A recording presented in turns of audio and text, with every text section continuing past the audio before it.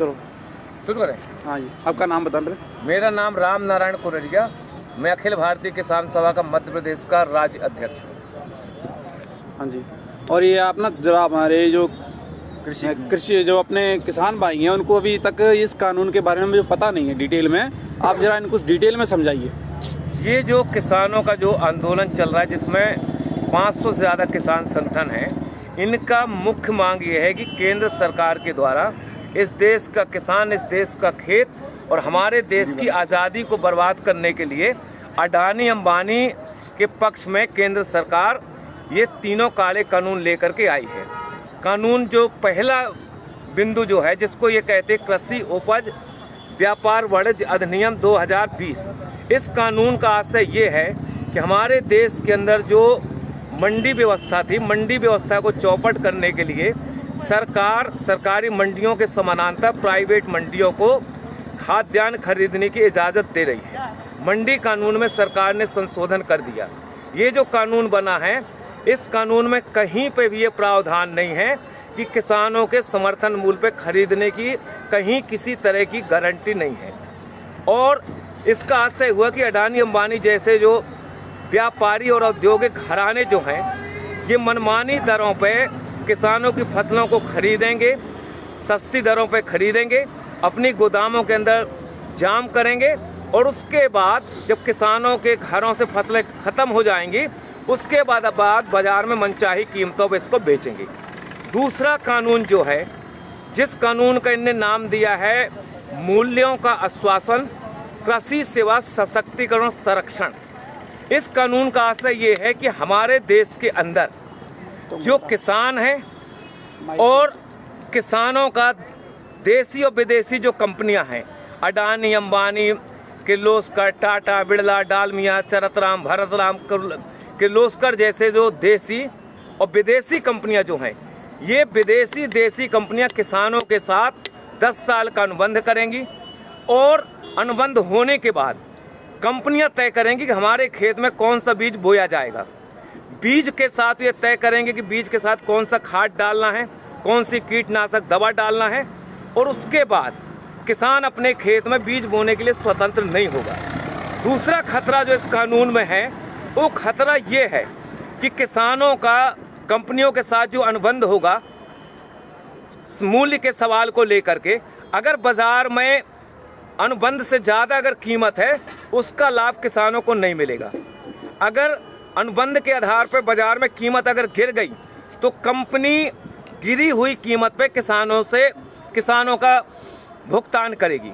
अगर मान लो किसान अपने खेतों में जो फसल पैदा किया, कभी प्राकृतिक आपदा आ गई, ओला पड़ गया, पाला पड़ गया, कभी अति वर्षा हो गई, अगर फसल में कोई आंशिक क्षति है गुणवत्ता के सवाल पे, कंपनी हमारे माल को रिजेक्ट कर सकती है, खरीदने के लिए कंपनी बाध्य नहीं होगी।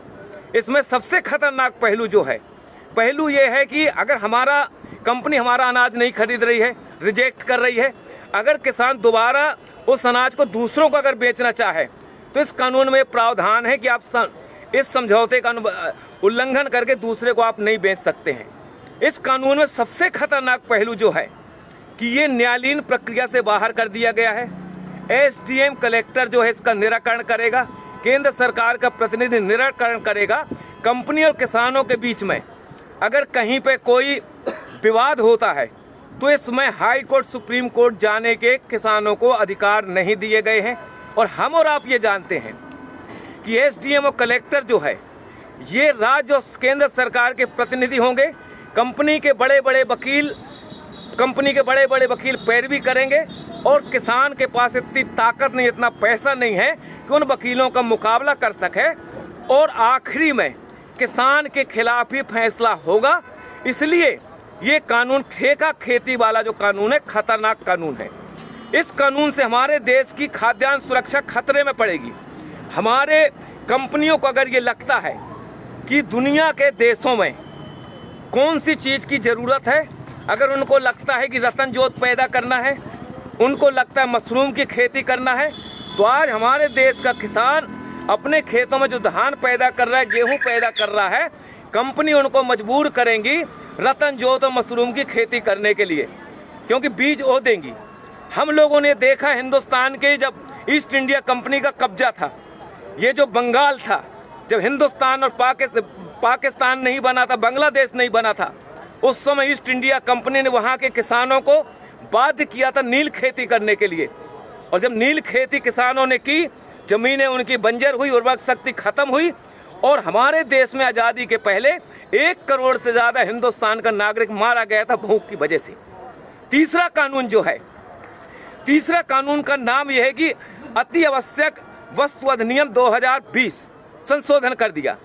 इस कभी तक हमारे देश का जो कानून था, उस कानून में प्रावधान ये था कि हमारे देश का व्यापारी, हमारे देश का औद्योगिक घराना एक सीमा से ज्यादा अपनी दुकानों के अंदर किसी भी वस्तु को अधिक समय तक जाम नहीं कर सकता था। इसमें कानून बना हुआ था। अब सरकार ने फैसला किया है, हिंदुस्तान के खेत में जो हम पैदा करते हैं, गेहूं, चना, अलसी, मसूर, बटरी, दलहन, तिलहन, शक्कर और सब्जी और फल, इनको आवश्यक वस्तु अधिनियम की परिधि से बाहर कर दिया गया है। व्यापारियों को खुली इजाजत दे दी गई है, जितना चाहो आप खरीद लो, खरीदने के बाद अपनी गोदामों में ताला डाल दो, बाजार के अंदर संकट पैदा कर दो, बाजार के अंदर हाहाकार मच जाए, रोटी के लिए जनता तरसने लगेगी। उसके बाद ये मनचाही कीमतों पे गोदाम के माल को बाहर निकालेंगे और मनचाही कीमतों पे हमारे देश के अंदर जमाखोरी, मुनाफाखोरी बढ़ेगी। इसलिए ये कानून हिंदुस्तान के किसानों के भर पक्ष में नहीं है, ये कानून इस देश की जनता के पक्ष में भी नहीं है। जनता के पक्ष में इस हिसाब से नहीं है कि खेत का अनुबंध कंपनी के साथ होगा, हमारे खेतों में जो पैदावारी होगी वो गोदामों के अंदर चली जाएगी। उसके बाद हमारे देश का जो पूंजीपति है, अगर उसको लगता है कि दुनिया के अंदर फलानी चीज की जरूरत है, तो हिंदुस्तान की जनता को देने की बजाय मुनाफा के लालच में दुनिया के दूसरे देशों के अंदर निर्यात करेगा। हिंदुस्तान के अंदर आने वाले समय में खाद्यान्न संकट पैदा होगा। ये इस कानून की वजह से हिंदुस्तान की जो आबादी है, 40% लोग जो राशन की दुकानों से 2 रुपया 5 रुपया किलो का जो अनाज लेते हैं, जब सरकार खरीदी नहीं करेगी, सार्वजनिक राशन प्रणाली की दुकानें बंद हो जाएंगी, FCI की गोदामें बंद हो जाएंगी, वेयर हाउस बंद हो जाएंगे। और ये जो कानून है, ये कानून हिंदुस्तान की सरकार ने अडानी अंबानी जैसे जो पूंजीपति हैं, अमेरिका जैसे जो साम्राज्यवाद है, उनके दबाव में आकर के हिंदुस्तान की खेती, हिंदुस्तान के किसानों को बर्बाद करने के लिए ये काला कानून लेकर के आई है। हिंदुस्तान का किसान 22 दिन से आज दिल्ली के 5 जो बॉर्डर हैं, इन बॉर्डरों में कफन बांध के किसान यहाँ बैठा है कि मोदी सरकार इन कानूनों को वापस ले। जब तक ये कानून वापस नहीं होंगे, हिंदुस्तान का किसान अपनी इस आंदोलन को आगे बढ़ाता रहेगा। हमारी सिर्फ यही मांग है। सरकार ये कह रही है कि हम संशोधन करने के लिए तैयार हैं। हमको और आपको मालूम है कि हमारे देश के अंदर संविधान बनने के बाद कितने संशोधन नहीं हो गए। अगर एक कानून बन गया, कानून में मान लो गारंटी भी लिख दी, लेकिन जब चाहेगी सरकार उनमें संशोधन कर सकती है। इसलिए सिर्फ एक ही रास्ता है, हिंदुस्तान के किसानों को मौत से अगर बचाना है, देश की आजादी को अगर बचाना है, तो जो काले कानून है, ये काले कानून वापस होना चाहिए। इस सवाल को लेकर के हम लड़ रहे हैं। और आखिरी हम किसान संगठनों की तरफ से विश्वास दिलाना चाहते हैं, वो बहादुर 30 किसान जिन्होंने अपनी शहादत दी है, वो भी किसी के बाप है, वो भी किसी के पति हैं, किसी के भाई हैं, किसी के सुहाग हैं। ये मोदी सरकार, ये नरेंद्र मोदी की सरकार 30 किसानों की शहादत के नाम पर एक शब्द बोलने के लिए तैयार नहीं है। ऐसी सरकार को हिंदुस्तान की सत्ता में रहने का कोई हक नहीं है। हम किसान भाइयों से गुजारिश करना चाहते हैं, ईंट का जवाब पत्थर से दो, किसान को बचाओ, देश को बचाओ। यही हमारे आंदोलन का मकसद है। जय जवान जय किसान। भाइयों, जिस प्रकार किसी भी किसान भाई को ये चीज का जो मालूम नहीं है कि 3 कानून क्या हैं, वो समझ लें और इस वीडियो को शेयर करें, ज्यादा से ज्यादा किसानों को समझ में आए। जय जवान जय किसान। ठीक, कितने मिनट का है? लाइव था भाई, लाइव क्योंकि 10-12 का था।